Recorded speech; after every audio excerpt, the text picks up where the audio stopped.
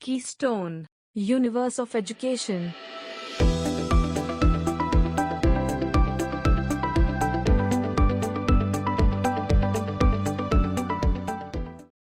Hello my dear students, welcome back to yet another session of your chapter Electrochemistry. Now, before we go ahead with this today's class, let's put some light on the previous class and bring about the revision of previous class. Since many of the students might have joined today itself, I'm just going to revise the headings what we have done in the last class. And what I need you people to do is that go back and watch the lecture number 1 for electrochemistry, the link for which is given in your information box and the description below. Now, let's begin that what we did in the last class. The first point that we talked about, that we justified the term electrochemistry for you people. Electro means electricity, chemistry means chemical reactions. Which chemical reactions? Redox chemical reactions, because those are the reactions which actually have flow of electrons, right? Then we introduced you to the world of electrochemical cells, and we divided those electrochemical cells into two major classifications, that is galvanic cells and electrolytic cells. What are galvanic cells? Galvanic cells, we talked about that chemical energy is converted into electrical energy, and in case of electrolytic cells, we talked about electrical energy is converted to chemical energy. Perfectly okay. Then we talked about the components of the cell, just naming them: anode, cathode, electrolytic solution, ionic conductor, electron conductor. So 5 components. Please do not forget that. Anode, to brief you about, anode is nothing but what? Think about it. Anode is on which oxidation happens. Cathode is on which reduction happens. For any given cell in the world, anode is going to be this, cathode is going to be this. But we talked about that the polarities, they get reversed. Alright? In case of galvanic cell, anode is negative, cathode is positive. In case of electrolytic cell, anode is positive, cathode is negative. So these were the components, and we detailed each component by taking the figures of each cell. Galvanic cell ka liya tha and electrolytic cells ka liya tha. Is that clear? Great. Then we talked about differentiating between galvanic and electrolytic cell. We list down some points, and that question is going to be very, very important, wherein they can directly ask you to differentiate between a galvanic and an electrolytic cell, where we ended that session on the applications of galvanic and electrolytic cell around us. Now what you have to understand is that this portion that is there right now on your screen was the basic introduction to the electrochemistry and electrochemical reactions. In today's class, we are going to divide this chapter broadly into 2 classifications, that is galvanic cells and electrolytic cells. First, we will talk about all the things about galvanic cells. Then we will talk about all the things about electrolytic cells. So let's go ahead and talk about the first cell in this chapter, that is galvanic cell. Once again, galvanic cells are those cells which converts chemical energy, spontaneous chemical energy, to redox, to electrical energy. Is that clear? Great. Now, before we start explaining this galvanic cell and start talking about the detailing of galvanic cell, what we have to do is we have to come along with certain miscellaneous terms. What are those terms? Let's list them one by one. And during talking about those terms, the galvanic cell will get completed and you will not even come to know. Yes, that's the beauty of this chapter. Let's go ahead with the first term, that is known as half cell. Now what is half cell? Sir cell तो पता चला, हमने last class में cell देखा भी, galvanic cell हमने देखा जहाँ जिंक कॉपर सेल हमने इंट्रोड्यूस किया था. So what is half cell sir? तो हाफ सेल कुछ नहीं है बच्चे, उसी सेल का half part. When we talk about anode compartment, half cell. When you talk about cathode compartment, half cell. उन दोनों को join कर दिया, complete cell, and you start getting electricity out of it. Getting the point? So simply, what is a half cell? Half cell is when the metal electrode is immersed into its electrolytic solution containing its own, ध्यान समझना, own salt electrolyte. ये बहुत important term है बच्चे. मैंने last class में भी आपको बताया था कि जब आप जिंक इलेक्ट्रोड लेते हो तो सॉल्ट सोल्यूशन जो है वो जिंक आयंस का ही होना चाहिए.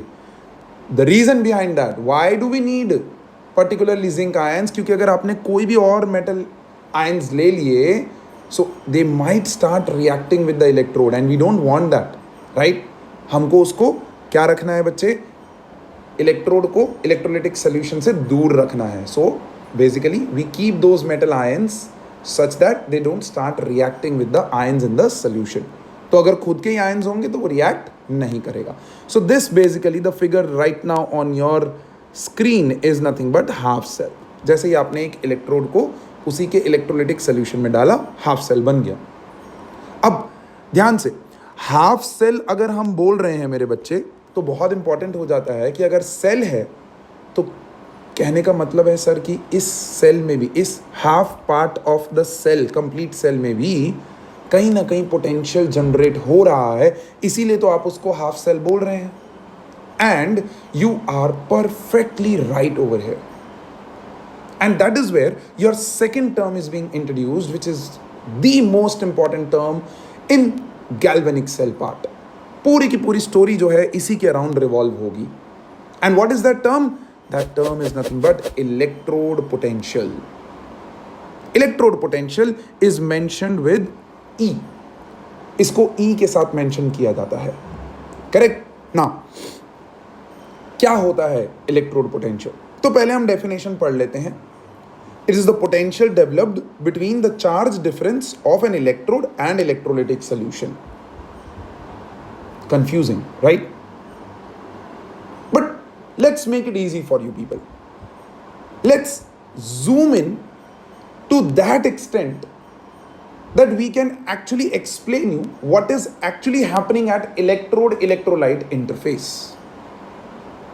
So, let's introduce you to the electrode electrolyte interface. अब उस इंटरफेस के लिए मुझे चाहिए एक इलेक्ट्रोड और उसके बाजू में चाहिए इलेक्ट्रोलिटिक सोल्यूशन. सो चलिए आपके लिए हम वो भी प्रकट कर देते हैं. So let's say this is a metal electrode on your screen right now. Metal electrode और उसके बाजू में यहां पर उसका इलेक्ट्रोलाइटिक सोल्यूशन है. Now understand this, very very important बच्चे, वेरी वेरी इंपॉर्टेंट. जब आप एक इलेक्ट्रोड को उसी के इलेक्ट्रोलिटिक सोल्यूशन में डालते हो तो देर आर टू पॉसिबिलिटीज. ध्यान से सुनना मेरे वर्ड्स को. There are two possibilities of the reaction. What are those two possibilities? The two possibilities are written on your screen. या तो जो मेटल सॉलिड इलेक्ट्रोड है वो अपने आयोनिक फॉर्म में जाएगा और इलेक्ट्रॉन लूज करेगा, और इस प्रोसेस को हम लोग नाम देते हैं ऑक्सीडेशन. या फिर सेकेंड पॉसिबिलिटी क्या है? रिडॉक्स की बात हो रही है, ऑक्सीडेशन हो गया है तो दूसरा part automatically, sir common sense है, रिडक्शन हो जाएगा. Wherein the metal ion from the electrolytic solution will take up an electron from where? From this metal electrode. इसके अंदर इलेक्ट्रॉन्स भी तो होते हैं ना मेरे बच्चे.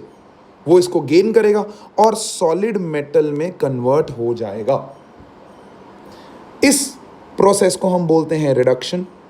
ऑक्सीडेशन की वजह से होता है डिसोल्यूशन और रिडक्शन की वजह से होता है डिपोजिशन. ये हम लास्ट क्लास में बहुत डिटेल में आपको समझा चुके हैं. So students, once again who have not seen the previous video, go back and see that video.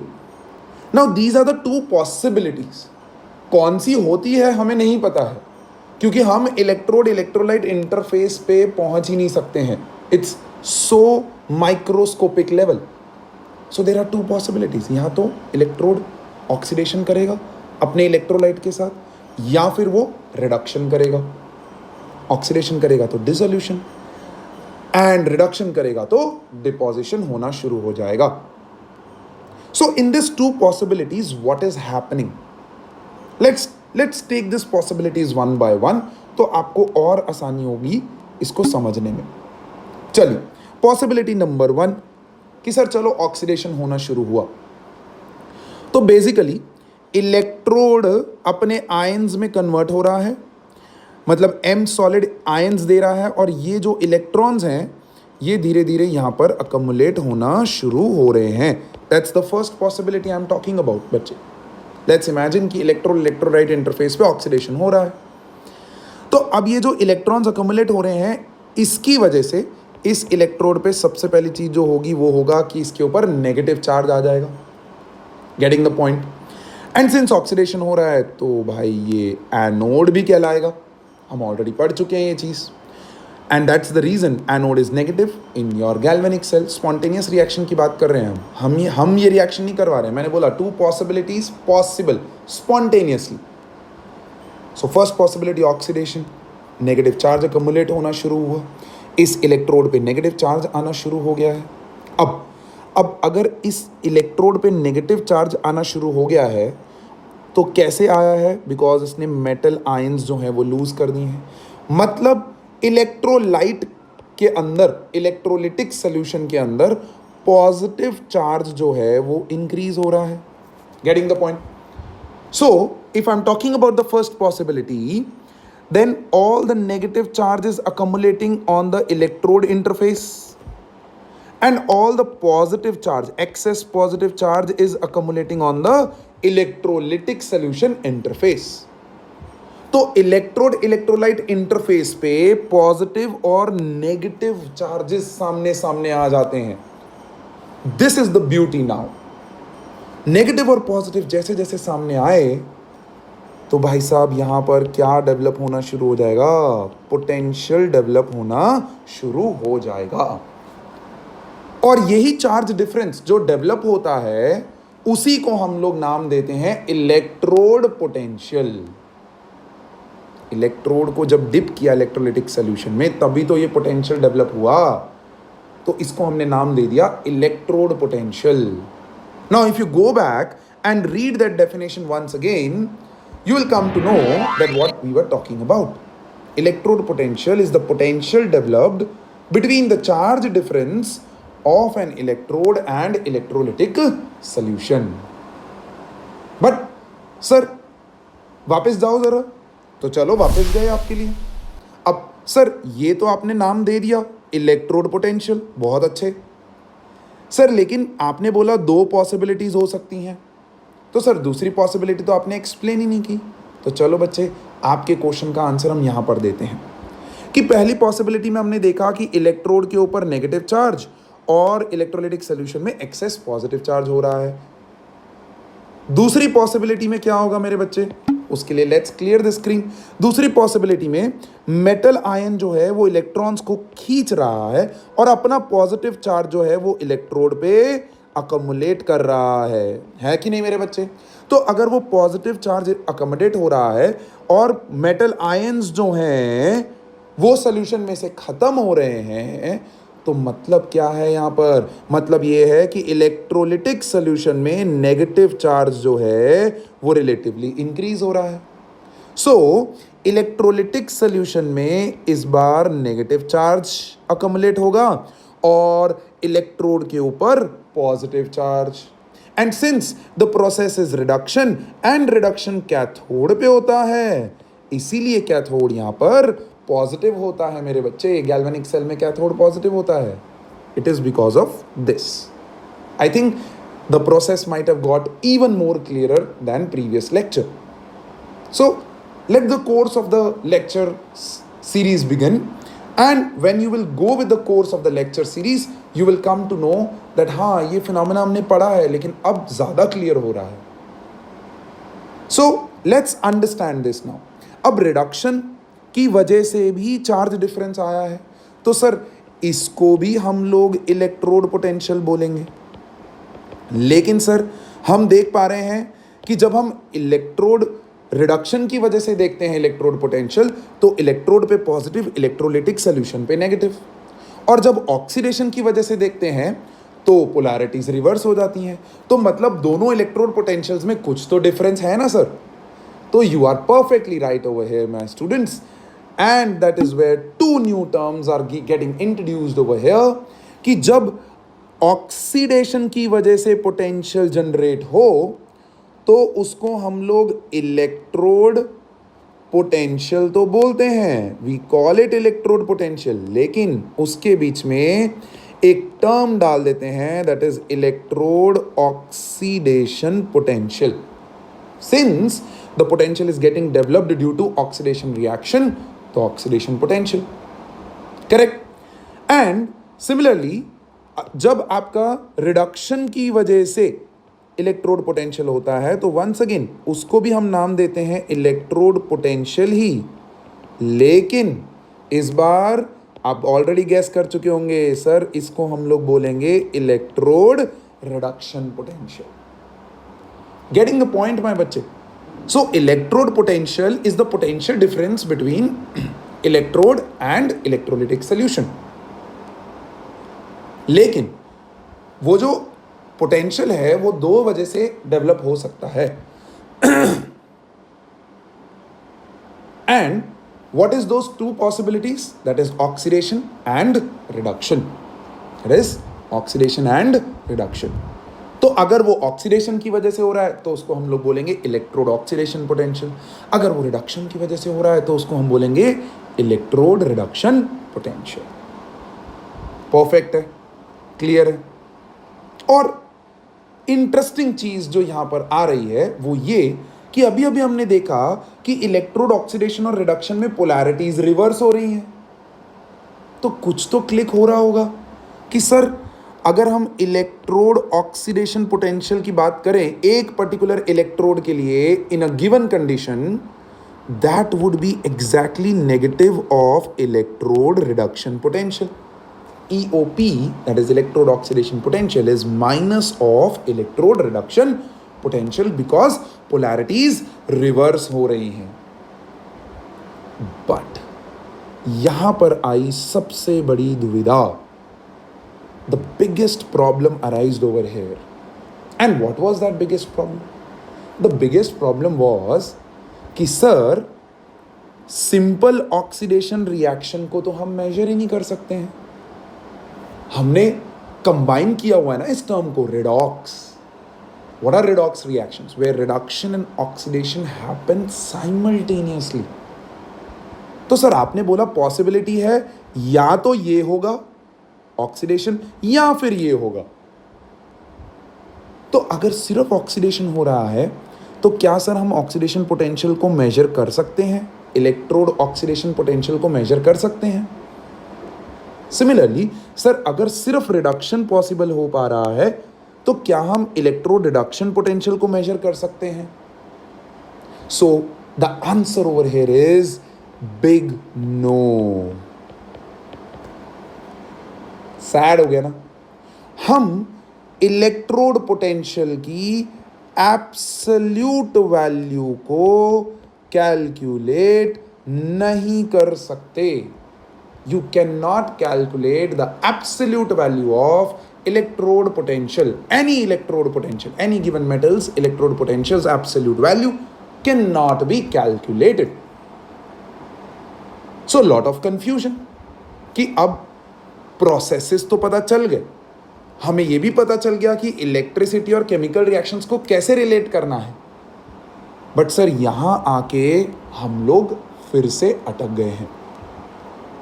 तो जभी भी लाइफ में in the world of science when the people get stuck, then the organisation comes to our rescue. And what is that organisation? That organisation is nothing but IUPAC, that is International Union of Pure and Applied Chemistry. And similarly, since these terms are coined with physics and chemistry's help, there is another organization, IUPAP, and that is nothing but International Union of Pure and Applied Physics. ये जितने भी scientist थे इस group में, They actually came together to sort out the problems that we were facing now. तो उन्होंने सोचा, बहुत सोचा, and they came to a very interesting thing. उन्होंने बोला कि अगर हम एब्सोल्यूट वैल्यू को कैलकुलेट नहीं कर सकते हैं तो क्यों ना हम डिफरेंस वैल्यू कैलकुलेट करें, पोटेंशियल डिफरेंस कैलकुलेट करें बिटवीन टू इलेक्ट्रोड्स.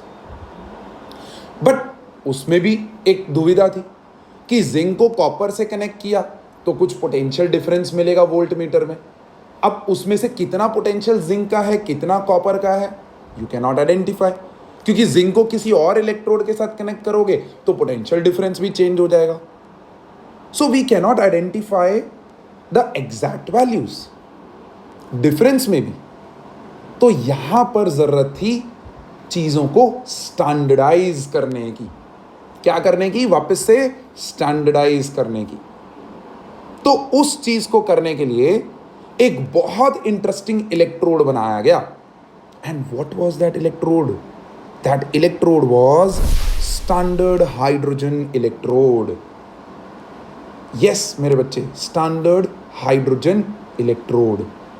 और प्यार से इन शॉर्ट फॉर्म इसको हम लोग बोलते हैं SHE, standard hydrogen electrode. But before we start explaining standard hydrogen electrode, पहले हाइड्रोजन इलेक्ट्रोड को तो समझ लें. अब मैं आपको बोलता हूं कि आपने जिंक हाफ सेल बनाया, तो उसका मतलब क्या है कि आपने जिंक को उसी के इलेक्ट्रोलिटिक सोल्यूशन में डिप किया होगा, that is zinc half cell. ऐसे ही कॉपर हाफ सेल, ऐसे ही silver half cell. Similarly hydrogen half cell बनाना था हमको. तो हाइड्रोजन हाफ सेल बनाने के लिए हमने क्या किया? हाइड्रोजन गैस को रिलेशन में लेके आए with its own ions. And where do we get hydrogen ions? From any acid. So this is what this figure depicts over here. चलिए आप लोगों के लिए थोड़ा सा इस फिगर को यहां पर जूम इन करते हैं और आपको समझाने की कोशिश करते हैं. Standard hydrogen electrode, standard word को अभी छोड़ दो, हाइड्रोजन इलेक्ट्रोड समझो. क्या है हाइड्रोजन इलेक्ट्रोड? सबसे पहली चीज, हाइड्रोजन वाज अ गैस. अब इस गैस का हम सॉलिड इलेक्ट्रोड तो बना नहीं सकते हैं, but electrode electrolytic solution interface generate करने के लिए, गैसेस के पास तो कोई इंटरफेस नहीं होता है ना मेरे बच्चे. तो ये इंटरफेस जनरेट करने के लिए हमने क्या किया? हमने एक प्लैटिनम वायर लिया. See this, everything is being highlighted in the red, please concentrate on your screen. Hydrogen electrode बनाने के लिए हमने एक प्लैटिनम वायर लिया, उसको टेस्ट ट्यूब में डाला और उसके बाद उसको एक प्लैटिनम इलेक्ट्रोड के साथ कनेक्ट किया. Now why was platinum electrode taken? Because platinum एक बहुत अच्छा कैटलिस्ट है. सबसे पहला रीजन, बिकॉज हाइड्रोजन के बॉन्ड को तोड़ना ईजी नहीं है, H2 के बॉन्ड को तोड़ना ईजी नहीं है.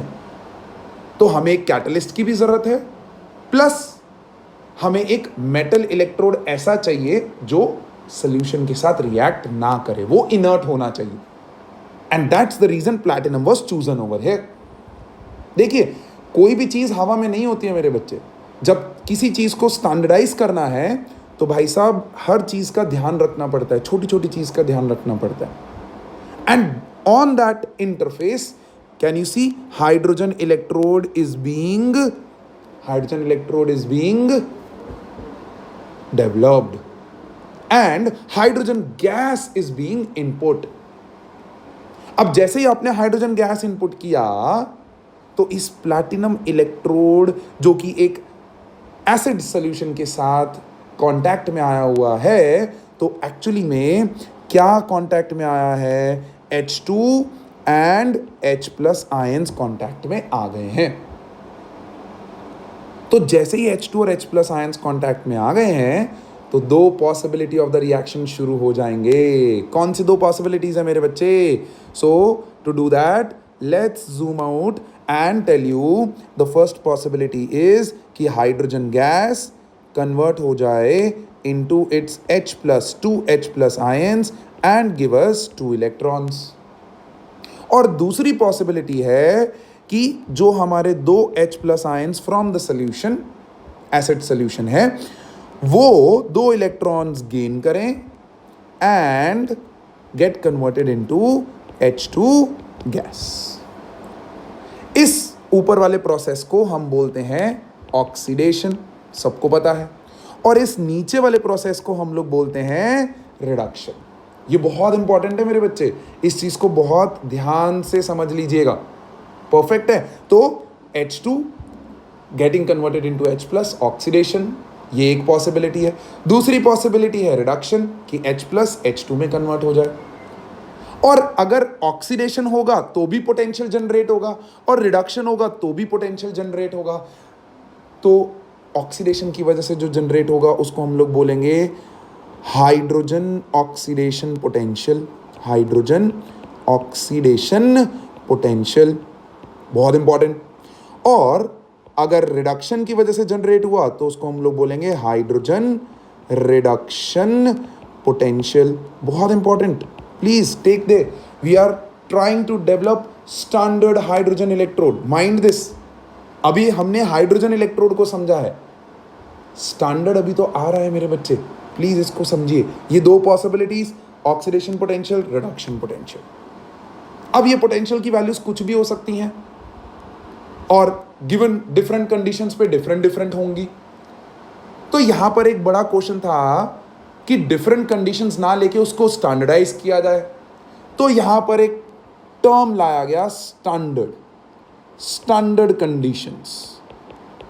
What are standard conditions? Very important. STP standard temperature pressure अलग चीज है, स्टैंडर्ड कंडीशंस अलग चीज है. Do not mix these two terms. Standard condition is when your temperature is 25 degrees Celsius, that is 298 Kelvin, when your pressure is maintained at 1 atmosphere, and finally, very important, when the concentration of the solution is maintained as 1 molar. This is what is standard condition. और जैसे ही standard condition आ गया तो यहां पर बहुत importantly एक चीज activate हो जाएगी, that is standard hydrogen electrode.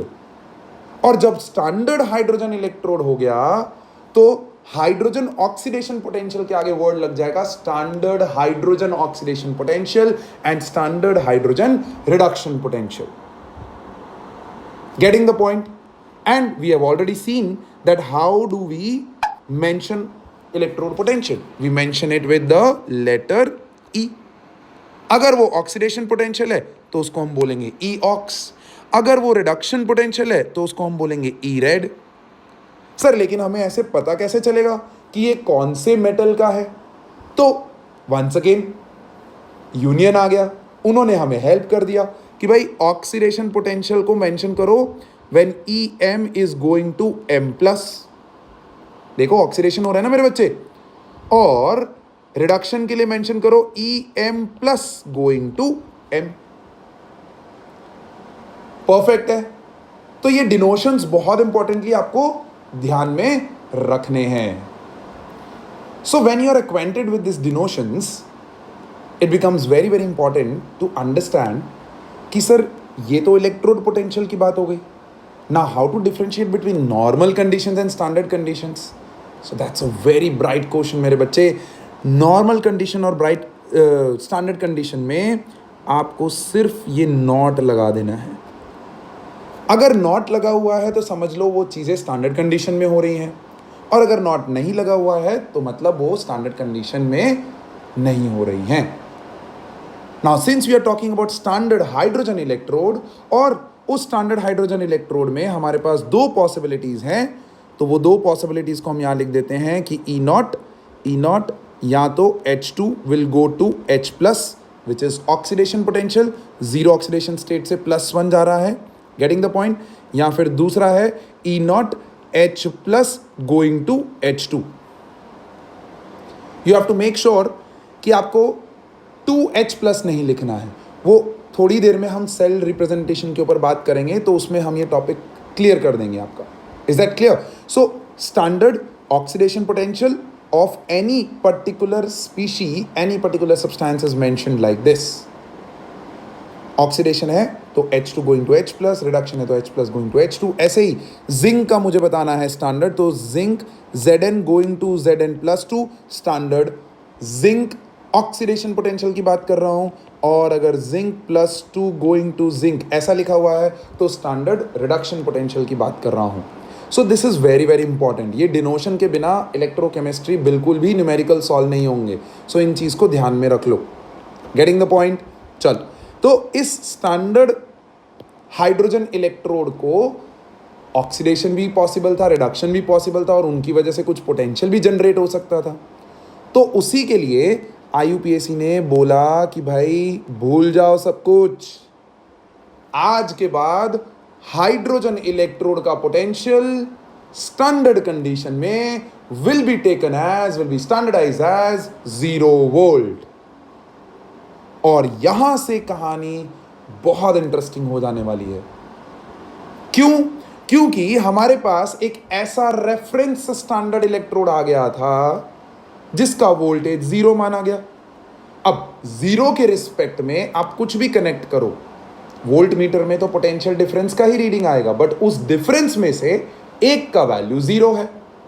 तो जो भी वोल्ट मीटर रीडिंग आ रही है वो प्योरली उस मेटल इलेक्ट्रोड की हो जाएगी जो स्टैंडर्ड हाइड्रोजन इलेक्ट्रोड के साथ कनेक्ट किया गया है। तो इस तरीके से बहुत सारे मेटल्स थे हमारे पास, तो सारे मेटल्स का हमने क्या किया बच्चे? इलेक्ट्रोड पोटेंशियल्स मेजर करने शुरू किए। But were they absolute potentials? No, they were relative potentials. And किसके रिलेशन में थे?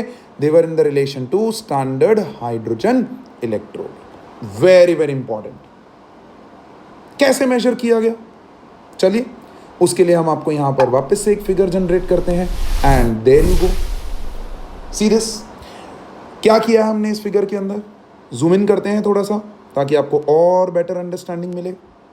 देखिए जिंक इलेक्ट्रोड है, लेकिन इसके सामने अब मैंने कॉपर इलेक्ट्रोड कनेक्ट नहीं किया है, मैंने स्टैंडर्ड हाइड्रोजन इलेक्ट्रोड कनेक्ट कर दिया है।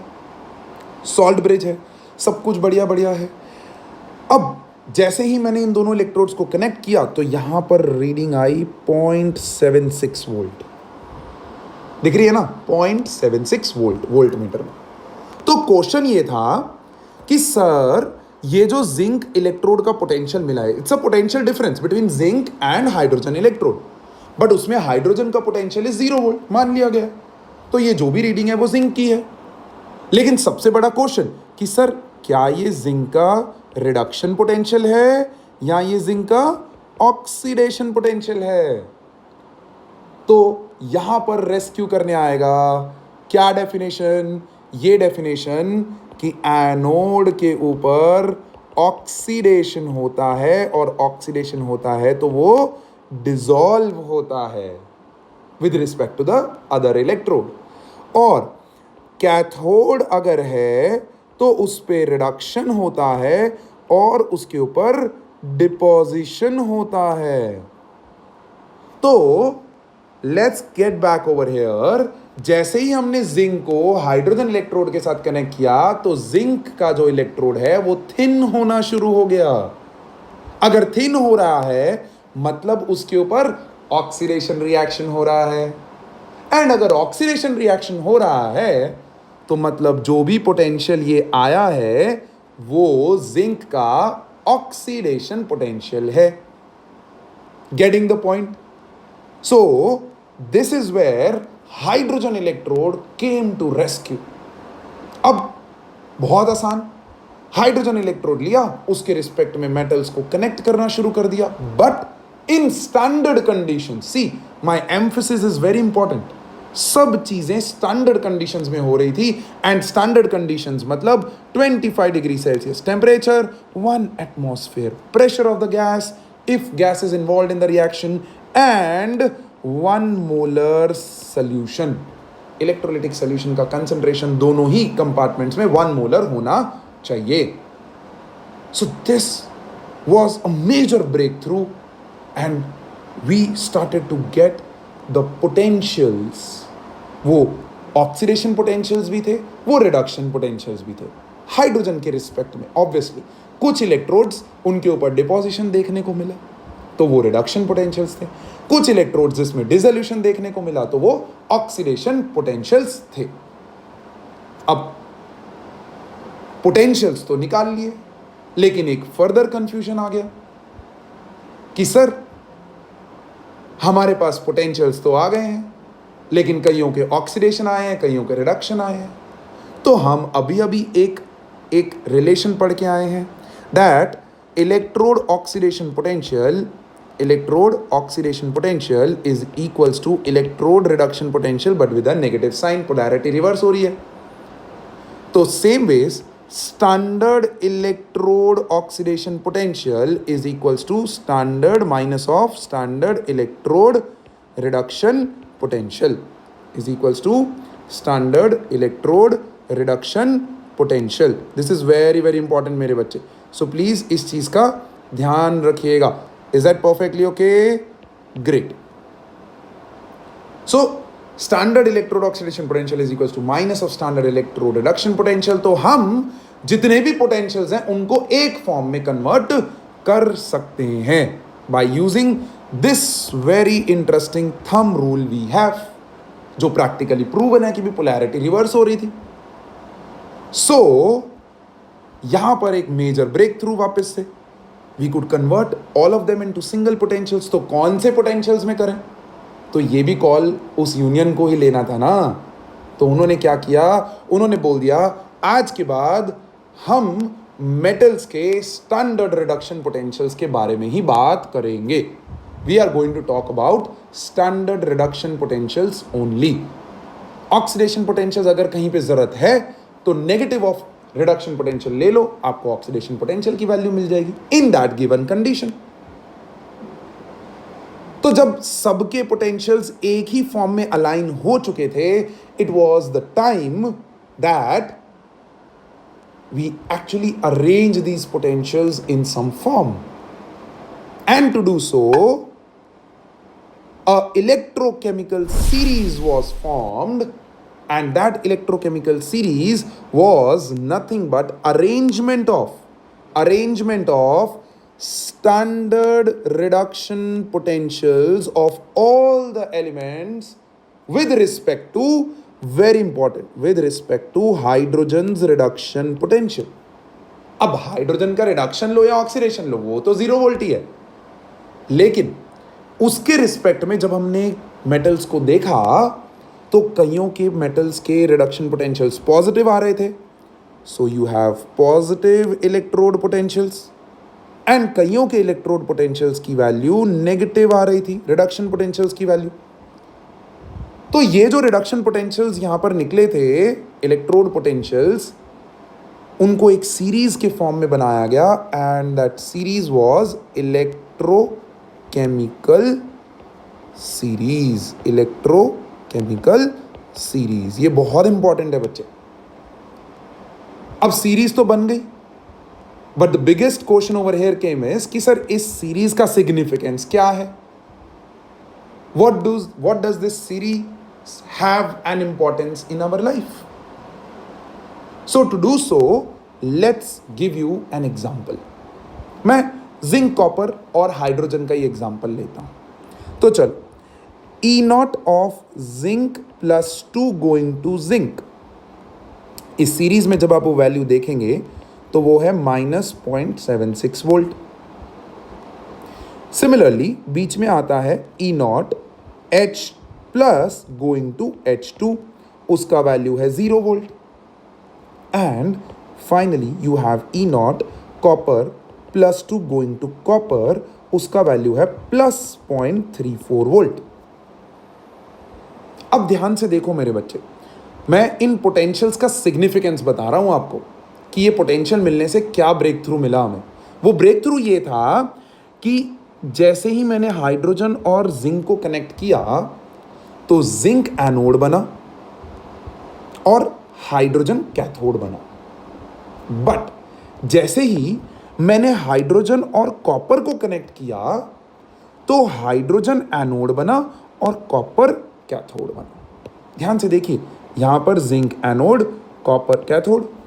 बट जब हाइड्रोजन कॉपर कनेक्ट हो रहा है तो copper cathode, hydrogen anode. And why is that so? That is so because of this potential values. So the first significance of these potentials, we could actually identify कि अगर हम दो electrodes को connect करते हैं तो वो दो इलेक्ट्रोड्स कनेक्ट होते ही कौन एनोड बनेगा, कौन कैथोड बनेगा, वो ये पोटेंशियल्स की वैल्यू बताएंगी, स्टैंडर्ड रिडक्शन पोटेंशियल्स बताएगा। कैसे बताएगा? चलो उसके लिए वापस से स्क्रीन को क्लियर करते हैं। देखिए कि मैंने यहां पर ई नॉट जिंक को कनेक्ट कर दिया और ई नॉट कॉपर को कनेक्ट कर दिया। अब कॉपर का वैल्यू +0.34 वोल्ट एंड जिंक का वैल्यू -0.76 वोल्ट। अब समझ लो कि इन दोनों को जैसे ही मैंने कनेक्ट किया तो कौन एनोड कौन कैथोड बनेगा, तो वो पोटेंशियल का वैल्यू बताएगा कि भाई जिसका reduction potential higher, see emphasis, reduction potential higher मतलब रिडक्शन करने की कैपेसिटी, पोटेंशियल का मतलब capacity, so higher the reduction capacity more the tendency to form cathode and hence that will become cathode. जिसका रिडक्शन पोटेंशियल हायर है मतलब उसकी reduction करने की कैपेसिटी ज्यादा है relative to the other electrode and hence that will become cathode and the other will become automatically anode। तो यहां पर कॉपर कैथोड बनेगा और जिंक एनोड बनेगा। एनोड पे डिसोल्यूशन, जिंक पतला होना शुरू हो जाएगा, लास्ट क्लास में हमने वो फोटो देखा है, और कॉपर के ऊपर डिपोजिशन होना शुरू हो जाएगा। So this is where it came from. Getting the point मेरे बच्चे? सो इस तरीके से अब हम एक कंप्लीट सेल बना सकते थे between any two electrodes. So, this was the first significance. क्या था? First significance. What was that first significance? The first significance of electrochemical series is कि since it is giving me reduction potentials and reduction potentials are directly proportional to cathode forming tendency, तो hence reduction potential जितना high उतना cathode forming tendency जो है वो higher हो जाएगा। अब ध्यान से समझो मेरे बच्चे, अगर उसका रिडक्शन कैपेसिटी ज्यादा है तो वो खुद तो रिड्यूस होगा बट सामने वाले को ऑक्सीडाइज करेगा। तो क्या मैं बोल सकता हूं, कैन आई से ओवर हियर कि रिडक्शन पोटेंशियल जितना हाई उतना ज्यादा वो रिड्यूस होने की कैपेसिटी रखता है, तो सामने वाले को उतना ही स्ट्रांगली वो ऑक्सीडाइज करेगा। So reduction potential is directly proportional to oxidising power. इसके ऊपर से बहुत प्यारे प्यारे 1 मार्कर क्वेश्चंस बनते हैं and we will see those 1 marker questions in this lecture series. So please make sure कि आप जो ये पॉइंट्स मैं यहां पर लिखवा रहा हूं उनको ध्यान से अपने दिमाग में बिठाएं कि जितना रिडक्शन पोटेंशियल हायर उतना उसका ऑक्सीडाइजिंग पावर हायर। ना oxidising power is inverse of reducing power, so hence third reduction potential is inversely proportional to reducing power. तो आप यहां पर कुछ देख रहे होंगे, देखो यहां पर आप देख रहे होंगे increasing strength of reducing agent. जैसे जैसे हम नीचे जा रहे हैं increasing strength of reducing agent, और जैसे जैसे हम ऊपर जा रहे हैं increasing strength of oxidising agent. तो कंफ्यूज नहीं होना, बस यही है बच्चे। देखो जैसे जैसे हम ऊपर जा रहे हैं तो पॉजिटिव इलेक्ट्रोड पोटेंशियल बनता जा रहा है। अब पॉजिटिव इलेक्ट्रोड पोटेंशियल मतलब higher reduction potential, higher reduction potential मतलब ऑक्सीडाइजिंग पावर भी हायर होता जा रहा है। So higher the oxidising power better the oxidising agent. And जैसे जैसे हम नीचे जा रहे हैं तो रिडक्शन पोटेंशियल घटता जा रहा है। रिडक्शन पोटेंशियल कम होगा तो रिड्यूसिंग पावर बढ़ेगा, रिड्यूसिंग पावर बढ़ेगा, इनवर्सली प्रोपोर्शनल है ना। रिडक्शन पोटेंशियल घटा, रिड्यूसिंग पावर बढ़ गया, रिड्यूसिंग पावर बढ़ गया तो भाई रिड्यूसिंग एजेंट टेंडेंसी बढ़ जाएगी। और आप देख सकते हैं मेरे बच्चे यहां पर कि सबसे नेगेटिव इलेक्ट्रोड पोटेंशियल लिथियम का है, that's extreme left of your periodic table. And if it is extreme left तो हमको पता है एक्सट्रीम लेफ्ट में इलेक्ट्रॉन्स लूज करने की टेंडेंसी होती है बिकॉज वो सबसे ज़्यादा मेटालिक एलिमेंट्स हैं, और अगर वो लूज कर रहे हैं मतलब वो ऑक्सीडाइज हो रहे हैं, ऑक्सीडाइज हो रहे हैं मतलब वो सामने वाले को रिड्यूस करेंगे। So yes proved that why lithium has the highest reducing power. Link हुआ ना सब कुछ। एस ब्लॉक में हमने कुछ ऐसा पढ़ा था क्लास 11th में, और यहां पर आके वो क्लियर हो गया। Similarly when you move from left to right, तो 17th ग्रुप का जो एलिमेंट है फ्लोरीन, उसका ऑक्सीडाइजिंग पावर सबसे हाईएस्ट होगा, एंड दैट्स द रीजन उसका रिडक्शन पोटेंशियल जो है वो सबसे ज्यादा है। अब सबसे ज्यादा रिडक्शन पोटेंशियल मतलब क्या? जितना ज्यादा रिडक्शन पोटेंशियल हाई उतना ऑक्सीडाइजिंग पावर है, डायरेक्टली प्रोपोर्शनल। सो ऑक्सीडाइजिंग एजेंट जो है सबसे बढ़िया फ्लोरीन है, एंड रिड्यूसिंग एजेंट जो है वो सबसे बढ़िया लिथियम है। परफेक्ट है। And then the last application, that is nothing but reducing power is inversely proportional to reactivity। ये बहुत इंपॉर्टेंट मेरे बच्चे। reducing power is inversely proportional to reactivity। yes, simple है बच्चे, समझते हैं इस चीज को। चलो आपके लिए let's clear the screen once again. मैं यहां पर लिखता हूं कि जिंक +2 2 इलेक्ट्रॉन लेके जिंक में जाना चाह रहा है। रिडक्शन है ना बच्चे, तो रिडक्शन है तो इसका पोटेंशियल होगा -0.76 volt. Similarly I write down copper +2 electrons लेके कॉपर जाना चाहता है। मतलब क्या कि भाई ये +0.34 वोल्ट रिडक्शन पोटेंशियल। अब ध्यान से समझो मेरे बच्चे, मैंने जिंक +2 लिया, मैंने कॉपर +2 लिया, और दोनों को बीकर के अंदर डाला containing oxygen. Getting the point? Containing oxygen.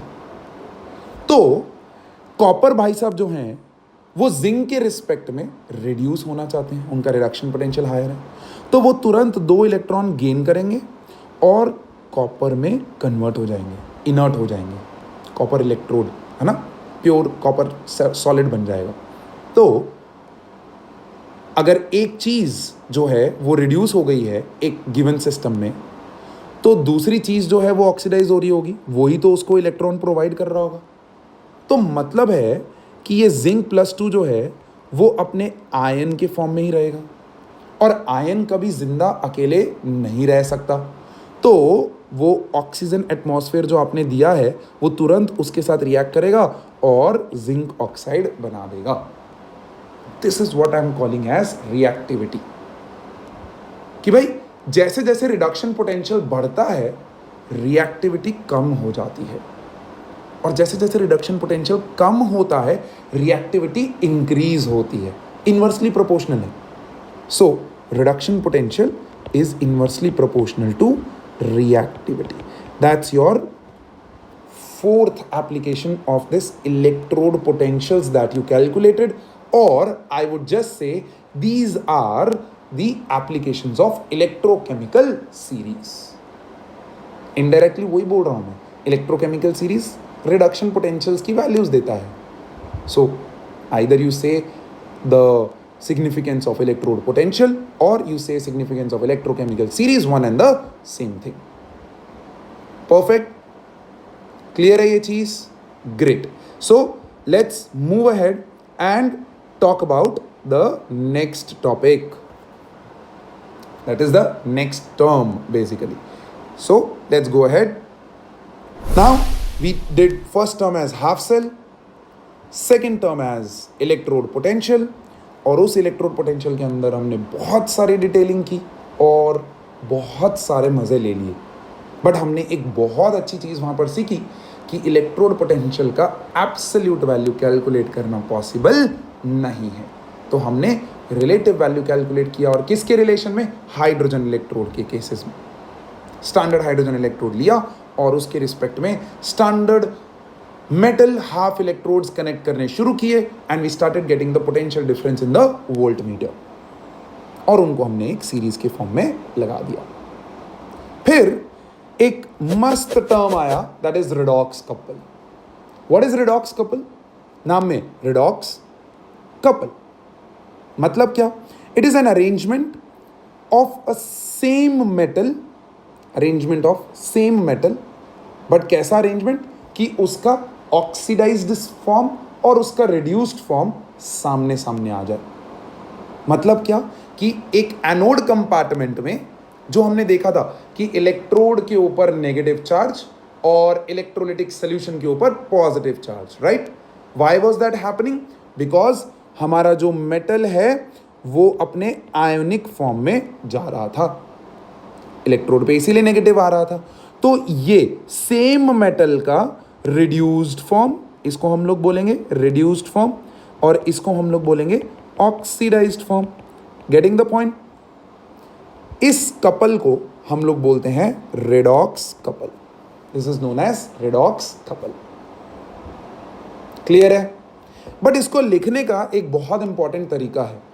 We never write redox couple like this. हम हमेशा ऑक्सीडाइज्ड फॉर्म पहले लिखते हैं और फिर रिड्यूस्ड फॉर्म लिखते हैं, and that is what is being shown over here in the form of example. See this: copper plus 2 with copper, redox couple; zinc plus 2 with zinc, redox couple; Ag plus with Ag, redox couple, and so on. You can keep doing this for various elements. Electrochemical series अब already हम देख चुके हैं, but ये कई बार ना 1 marker में ऐसा क्वेश्चन पूछ लिया जाता है कि रिडॉक्स कपल डिफाइन करो, तो बच्चे घबरा जाते हैं कि अरे सर रिडॉक्स कपल, ऐसा तो कोई टर्म हमने सुना ही नहीं है। बट मनजोत सर के बच्चे ऐसा टर्म हमेशा सुनेंगे, because he is not going to miss any topic. Correct? अब very important thing, we are at a stage where we have individual potentials of all the metals around us or all the substances around us with respect to hydrogen. तो यहां पर बहुत important चीज हो जाती है कि अगर सर हमने जिंक और कॉपर को कनेक्ट किया, अगर हमने जिंक और कॉपर को कनेक्ट किया through a voltmeter, then can we now find out the potential difference between zinc and copper electrode? The answer is yes. But that potential will again be with respect to hydrogen electrode only. क्योंकि सब कुछ हमने hydrogen electrode के respect में ही देखा है। तो ये चीज आपको समझनी है मेरे बच्चे। और वो जो पोटेंशियल दो इलेक्ट्रोड्स के बीच में आएगा, उस पोटेंशियल को हम लोग बोलेंगे सेल पोटेंशियल। क्या बोलेंगे बच्चे? Cell potential. सेल की capacity, maximum capacity of doing the work. And वो सेल पोटेंशियल किसकी वजह से आ रहा है? वो सेल पोटेंशियल आ रहा है due to some force, the force which is driving the electrons from anode and taking into cathode. तो यहां पर एक नेक्स्ट टर्म जो आपकी लाइफ में आने जा रहा है, उसको हम बोलते हैं EMF, that is electromotive force, और we call it cell potential, which is represented with E subscript के अंदर cell. What is EMF? It is the difference between the electrode potentials of two half cells when no current is flowing through it. जैसे ही बस हमने just circuit को connect किया है और current flow नहीं कर रहा है, उस वक्त जो मैक्सिमम पोटेंशियल दो इलेक्ट्रोड्स दे पा रहे हैं एक अपने बीच में, उसी को हम बोलेंगे cell potential. And mind it, it is a constant value. दो इलेक्ट्रोड्स के बीच में मैक्सिमम वर्क डन की वैल्यू कांस्टेंट होगी, लेकिन जैसे ही करंट फ्लो होना शुरू हो जाएगा सर्किट के अंदर, तो इन दोनों की काम करने की capacity, potential of doing the work will reduce, and when that will reduce, the value of potential difference between them will also reduce, and that value, that reduced value is known as potential difference, cell potential and potential difference. Perfectly clear है? Very very important terms. तो EMF, that is nothing but cell potential. अब EMF को calculate करना सीखना है कि कैसे EMF को कैलकुलेट किया जाए। तो ध्यान से समझो मेरे बच्चे, सेल पोटेंशियल को कैलकुलेट करने के लिए मुझे क्या चाहिए? मुझे चाहिए कैथोड का रिडक्शन पोटेंशियल, एनोड का ऑक्सीडेशन पोटेंशियल, बिकॉज एनोड पे ऑक्सीडेशन हो रहा है, कैथोड पे रिडक्शन हो रहा है। तो बस कैथोड का ऑक्सीडेशन पोटेंशियल लिया, एनोड का रिडक्शन पोटेंशियल लिया, सॉरी कैथोड का रिडक्शन पोटेंशियल लिया, एनोड का ऑक्सीडेशन पोटेंशियल लिया एंड उन दोनों को ऐड कर दिया, तो आपको ई सेल मिल गया। And that is where the first equation is coming up on your screen, जिसमें कैथोड का रिडक्शन पोटेंशियल लिया आपने और एनोड का ऑक्सीडेशन पोटेंशियल लिया, है ना। लेकिन ये कंफ्यूजन क्रिएट कर रहा है वापस से कि सर हर जगह पे ऑक्सीडेशन पोटेंशियल निकालो फिर काम करो। तो उसी के लिए वापस से वो यूनियन आया, international union of pure and applied chemistry, और उन्होंने बोला कि भाई don't create this confusion, we have already told you कि कहीं पे भी इलेक्ट्रोकेमिकल रिएक्शंस में कहीं पे भी you want to do something, use only reduction potentials. तो अगर मैं इस ई नॉट एनोड के ऑक्सीडेशन पोटेंशियल को रिडक्शन पोटेंशियल में कन्वर्ट करूं तो एक्चुअली में वो हो जाएगा minus of E not anode, है ना। लेकिन हमें तो इन दोनों के पोटेंशियल्स को ऐड ही करना है, तो बेसिकली इस इक्वेशन को हल्का सा चेंज किया गया एट दिस पॉइंट, जहां पॉजिटिव है ना, वहां simply E not cell is equals to E not cathode minus E not anode कर दिया गया। अब जैसे ही ये हुआ, आपको ये चीज ध्यान रखनी है कि अब दोनों के रिडक्शन पोटेंशियल्स ही यूज करोगे। Forget about oxidation potential now, when you are using the equation E not cathode minus E not anode, तो दोनों के रिडक्शन पोटेंशियल्स यूज करने हैं। तो अगर उसने क्वेश्चन में ऑक्सीडेशन पोटेंशियल्स दिया है तो कन्वर्ट करो into reduction potentials and then put it. But generally since it is standardise कि हम रिडक्शन पोटेंशियल्स ही यूज करने वाले हैं, तो जनरली क्वेश्चंस में रिडक्शन पोटेंशियल्स ही दिए होते हैं, and that is why we have converted this above equation into this equation. Ultimately it is following to this equation only, but to make it easier in the calculation part we have done this. Perfect है। तो यहां पर miscellaneous terms जो हैं खत्म होते हैं। आपको रिवाइज करवा देते हैं क्या है वो मिसलेनियस टर्म्स। पहला टर्म हमने पढ़ा जिसका नाम था हाफ सेल, दूसरा टर्म हमने पढ़ा इलेक्ट्रोड पोटेंशियल, बहुत सारा डिटेलिंग किया उसके अंदर। तीसरा टर्म हमने पढ़ा redox couple, and the fourth term we talked about was electromotive force और e cell. And where did this e cell was able to calculate, where did we were able to calculate this? We were able to calculate this from electrochemical series. Perfect. अब ये question ये था कि हमने cell potential तो निकाल लिया sir, लेकिन जब क्वेश्चंस फ्रेम करते हैं तो क्या हर बार हमको पूरा पूरा सेल बनाना पड़ेगा? क्या हमको एनोड कंपार्टमेंट दिखाना पड़ेगा? क्या हमको कैथोड डिपार्टमेंट दिखाना पड़ेगा? और फिर उसके बाद हमको सॉल्ट ब्रिज बनाना पड़ेगा? सो lots of tedious work is involved over there, right? तो यहाँ पर once again the union came to our help, और उन्होंने क्या बना दिया मेरे बच्चे? उन्होंने यहाँ पर बना दिया सेल रिप्रेजेंटेशन। अब जैसे ही सेल रिप्रेजेंटेशन बना तो उसके कुछ रूल्स, कुछ रेगुलेशंस बनेंगे। तो बस वही rules and regulations one by one list down करते हैं और आपको एक्सप्लेन करते जाते हैं। It's very simple. Do not get any kind of confusion in your mind. Correct? So chaliye, let's bring over. So what is cell representation? That's important. It is a shorthand abbreviation of a chemical reaction in a cell without drawing the cell each and every time. To write down the cell notations for any cell, see that union IUPAC has given following conventions. Now what are those conventions? Let's list them. The first thing, anode half of the cell is written on the left hand side while cathode half of the cell is written on the right hand side. हमेशा left side cell representation का left side will denote anode and right side will denote cathode. कैसे denote करेंगे anode को? Anode पे तो oxidation होता है, तो एनोड पे ऑक्सीडेशन को डिनोट करने के लिए M going to M plus,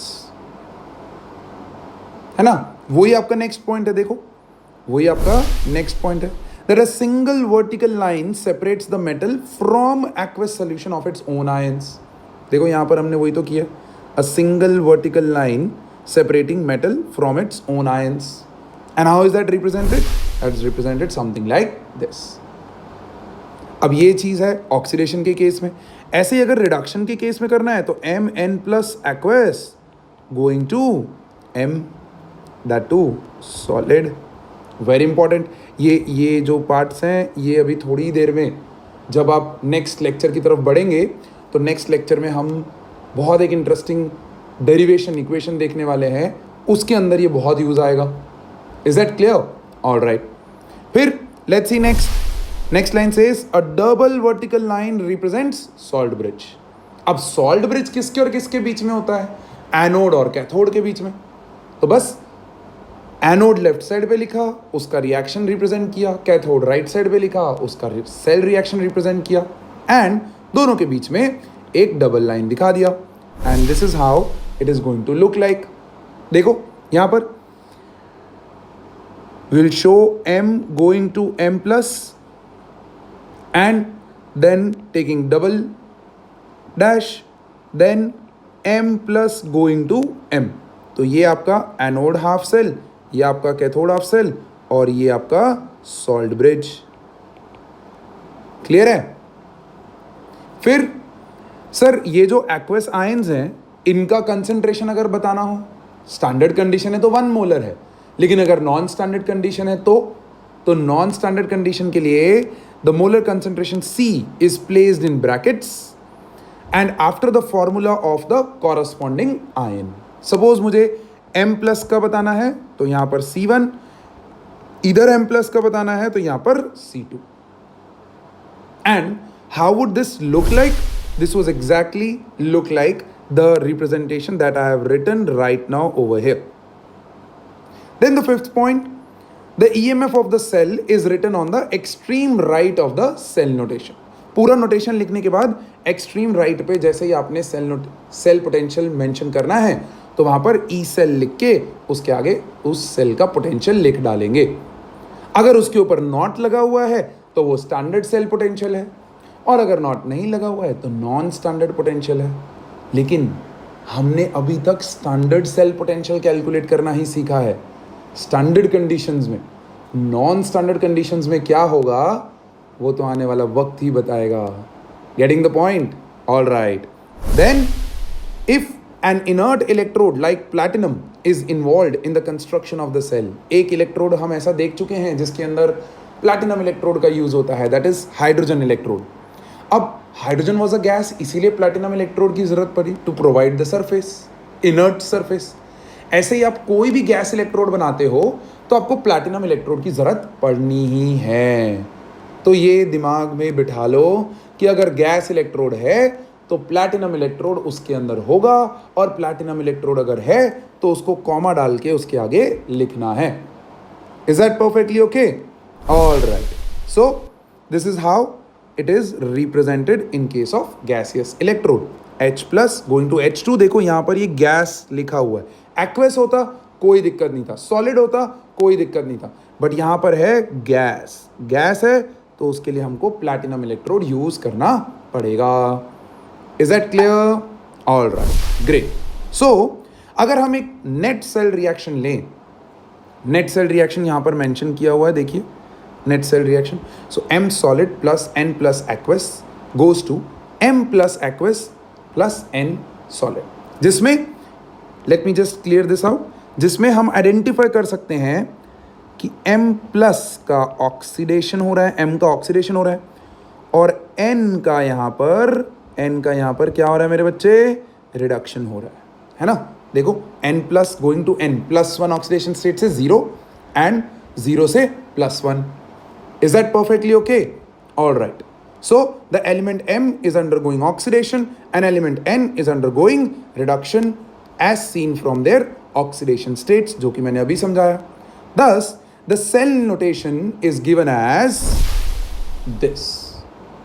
Final cell notation. देखो जो हमने अभी बनाई थी वो मैंने यहाँ पर आपको प्रिंट करके दे दी है ताकि आपके दिमाग में भी वो चीज प्रिंट हो जाए.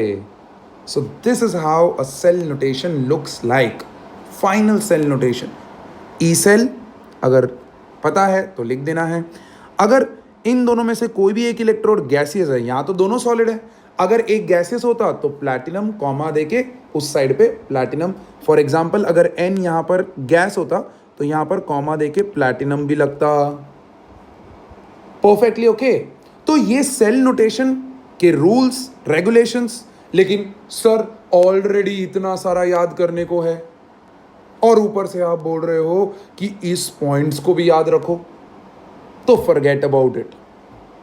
हाँ बिल्कुल forget about it, because Manjot sir is there to rescue and is going to give you a trick to remember these lines over here. बहुत बड़ा बड़ा दिख रहा है, इसको छोटा सा कर देते हैं. चलो आपके लिए हम इसको एकदम छोटा सा कर देते हैं और हम इस छोटी सी एब्रीवेशन को बोलते हैं लोन. Yes loan. जैसे आप एजुकेशन के लिए लोन लेते हो, कार के लिए लोन लेते हो, वैसे ही सेल रिप्रेजेंटेशन के लिए भी लोन लोगे. बट ये लोन वो वाला लोन नहीं है मेरे बच्चे. ये लोन क्या है, उसका फुल फॉर्म लिखते हैं. Left side always denotes oxidation.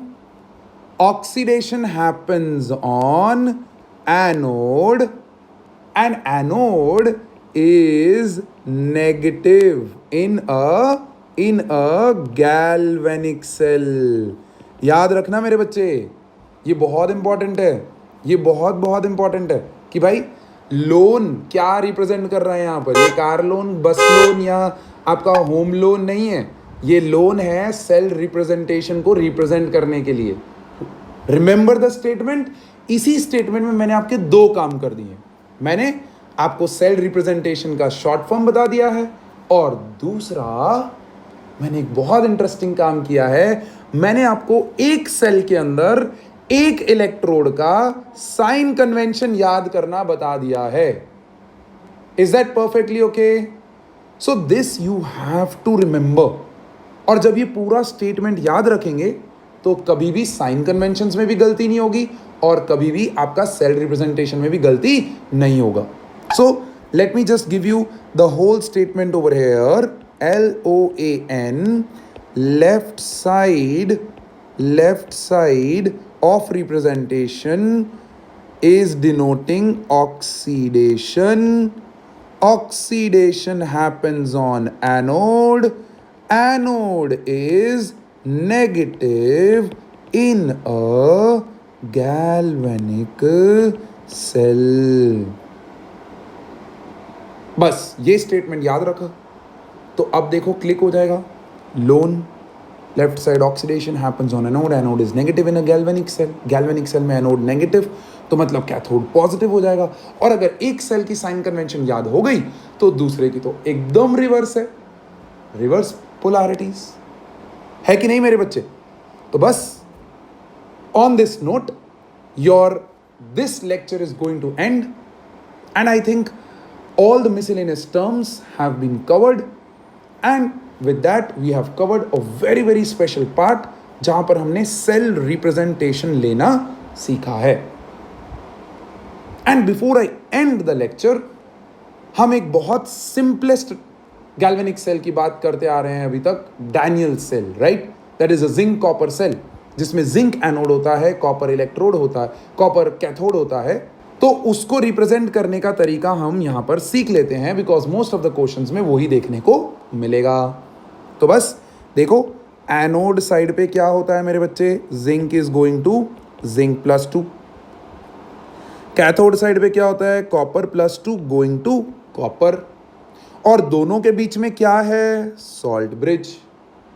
And since standard cell की बात कर रहे हैं तो यहां पर 1 मोलर और यहां पर भी 1 मोलर. क्या यहां पर प्लैटिनम इलेक्ट्रोड आएगा? तो आंसर इज नो, क्योंकि कॉपर भी सॉलिड है, जिंक भी सॉलिड है. लेकिन हाँ, अगर मुझे जिंक और हाइड्रोजन इलेक्ट्रोड रिप्रेजेंट करना है, उनका सेल रिप्रेजेंट करना है, तो जिंक तो एनोड ही था उसमें भी. So zinc +2 where is solid, where this is aqueous. ऊपर वाले में भी ये एक्वस हो जाएगा और ये भी एक्वस हो जाएगा.